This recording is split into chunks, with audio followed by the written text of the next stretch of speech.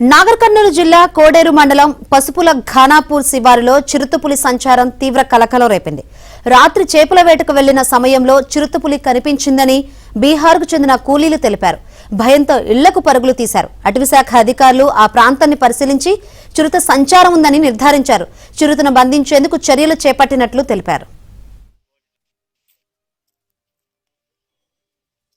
Officer Satapur లింగాల range లో ఉన్న జున్నలబోగడ reservoir సరిహద్దు ప్రాంతంలో చిరుత ఉన్నట్లు సంచారం జరుగుతుంది అని సమాచారం మేరకు ఇక్కడ వచ్చాము.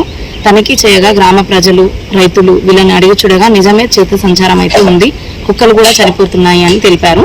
మేము తనిఖీ చేయగా అది నిజమే అని తెలిసినది. కావున జున్నలబోగడ రిజర్వాయర్ దగ్గరికి వచ్చే గ్రామ ప్రజలు, రైతులు అందరూ కూడా కొంచెం సాయంత్రం సమయంలో ఇక్కడికి రావద్దు అని కోరుచున్నాము. కొంచెం జాగ్రత్త వహించాలి.